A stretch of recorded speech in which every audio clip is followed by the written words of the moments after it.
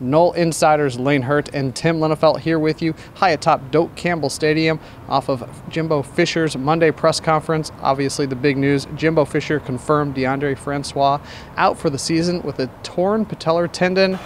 Devastating news, Tim, for the redshirt. For all intents and purposes, was ready for a really good breakout season. Yeah, you really hate it for DeAndre after starting last year, a year under his belt, now back as a third-year sophomore.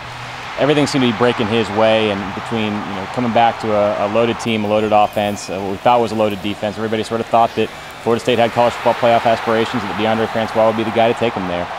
Those playoff aspirations are still, in my opinion, intact, although the fact of the matter is you're not going to be as good as you are without your starting quarterback. And so it's tough news for DeAndre Francois. You hate it for him, for everything he put into getting ready for this season, but you hate it for Florida State as well. I mean, that's tough. You go out, you work with those guys, you sweat with them, you suffer with them through practice and all that, and then one game, and you know that it's not going to happen the way you thought it would. So it's really difficult.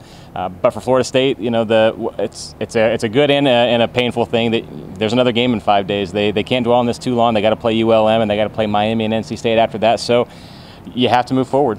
And the Seminoles will move forward with true freshman James Blackmon. Jimbo said that he thinks it's the second true freshman to start for him. Back at Auburn, he had a guy, Gabe Gross, I believe he said it was. And then the first at FSU since Chip Ferguson in the mid-'80s. Not all is lost, like you said, and Jimbo said there's a lot to like about James Blackmon. Well, it's funny that it's worked out the way that it has, is that, watching during practice for the last month or so, and James Blackmon looks like he's really got something. Kind of came in as a bit of an underrated, under-the-radar prospect, especially because Bailey Hockman was here in January, so we got to be a little bit more familiar with him, and then James showed up in the summer. But when you watched him throw, you watched him out there, you see he's 6'5", he's hard to miss out on the practice fields. You look at him and you say, yeah, that's a guy that could be Florida State's quarterback of the future. Well, now the future is here. The future being Saturday. I don't think anybody, least of all James Blackmon, expected he would be making his first start in Week 2 of the 2017 season. But if you're looking for something to feel good about, is that he looks pretty good out there. He definitely looks comfortable. He's got a really nice release, can really throw the ball, in my opinion, really, really well. Has a nice strong arm and nice accuracy for a freshman. Look, man, I would assume that Jimbo Fisher is going to dial up the intensity on him in practice this week, but it's going to be a balance between building up his confidence, but also showing him a look at what he can expect to see. You're talking to Derwin James a few minutes ago. His words that I think are probably pretty accurate.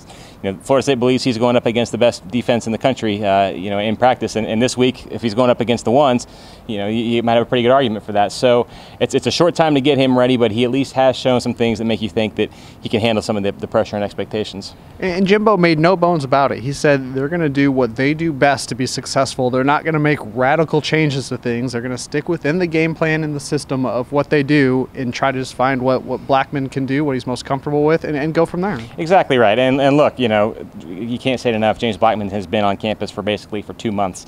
So he's learning on a really, really steep curve here. So I'll be interested to see exactly what Jimbo Fisher does with his playbook, with his offense, how much of it resembles what we saw on Saturday against Alabama. I would assume there's going to be some alteration just because there's no way that James Blackmon can have the full depth of knowledge that DeAndre Francois had. But, Jimbo has proven us wrong in these types of situations before. Everybody, whether it's you're starting a new freshman or a new quarterback or a backup quarterback, anything, and everybody thinks, oh, he's going to change the playbook, he's going to simplify things, and very rarely does it work out that way. And so, if James is as advanced as some reports have told us, and that he's is making the type of strides that he supposedly has, maybe the playbook will be a little bit more advanced than we thought. I asked a couple of defenders. I asked Derwin James and Levante Taylor today what the defense can do to help Blackmon, and they said one thing, 3 and outs and get them good field position, and the other one is takeaways.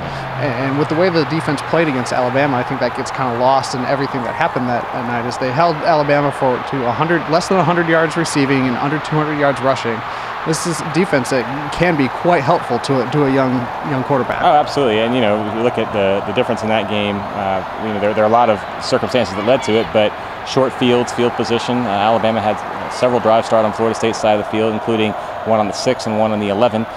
That's hard to defend. If you're Florida State, you want to be on the other side of that. Start on Saturday. Give James Blackmon some short fields, whether it's through special teams up in the return game and giving him a short field to work with, or creating turnovers, getting the ball on the other team's side of the field.